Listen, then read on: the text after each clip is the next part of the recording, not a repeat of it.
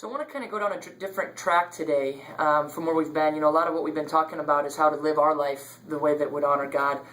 And that's the first part of God's instruction. You know, the entire New Testament is about loving God with all your heart and loving your neighbor as yourself. And so, you know, as we're working on part of that, you can't love God without loving other people. And so I want you to think about a question. What kind of impact do you have on the people in your life? What kind of impact do you have on those that are around you? Do you make them better, encourage them, and challenge them? Or do they walk away torn down and feeling less significant? You know, and it doesn't have to be one of those extremes. A lot of us probably fall somewhere in the middle. And then my question to that is that okay?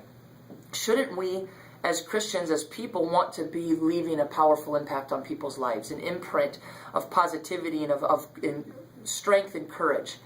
You know, I think of Michael Jordan back when he played basketball, and he was way before some of your guys' time at Oxygen. I know you know who he is, but never saw him play. But one of the things that was so awesome about his career is he put a lot of other players on the map. He elevated the game of everybody on the court. And some of you probably don't even know the supporting roles now, but back then we all knew him. Steve Kerr, this three-point specialist. Tony Kukoc, the sixth man. You know, these are two guys you never would have heard of. You didn't hear of them before they played with Jordan. You didn't hear of them after. They weren't top-level caliber players, but because they were playing with Jordan, they were. I didn't even think of Scottie Pippen. He was a good player, of course, but a great player. But he wouldn't have the legend that he has now and be as legendary as he is had he not won 6 titles with Michael Jordan.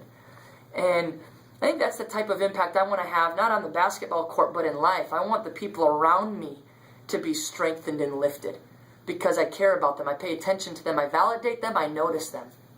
I think of back when I was in high school. You know, I've shared with you guys before. When I was a freshman in high school, I weighed 90 pounds and was this little geeky, pukey, whatever. You know, I wore sweats and had no idea what the word cool even meant. And, you know, I remember back a buddy of mine named Derek Melville. And, you know, we weren't really friends at the time, but even my freshman year, and kind of awkward if Derek's watching, which he might be, but Derek, even then, before anybody knew or cared who I was, he would say hi to me, he'd notice me, he'd talk to me, and it sounds really dumb, and it's 15 years ago almost. But I remember back to that time feeling like, hey, somebody actually does care that I'm here. Somebody's actually noticed that I'm alive, and Derek didn't seem to care about how cool anybody was. He kind of talked to everybody at school. I think he was voted the nicest guy or something our senior year, which made sense. Derek and I ended up becoming really good friends. We were in each other's weddings, and somebody that I still love and respect to this day. And I can't help but wonder how many Dereks are in your guys' school and how many Coles are there, or in your job or your workplace or whatever it is, wherever you're interacting. Could you have an impact on an individual life? You know, you don't need to preach in front of thousands. You don't need to speak in front of hundreds of people. You don't have to do anything as significant, as seemingly significant as that, but I believe that just by choosing to enrich the lives of the people that are within our circle of influence through the day, we make this world a better place. We have the opportunity to give somebody hope that may not have it. We have the opportunity to give somebody validation that maybe has never felt it. We have the opportunity to see somebody that thinks they're invisible and let them know that they are seen. And that's important.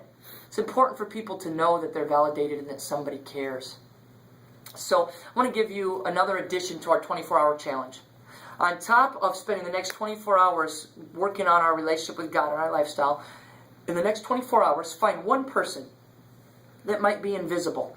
Somebody that nobody else notices. Somebody that nobody cares about, talks to, and give them value.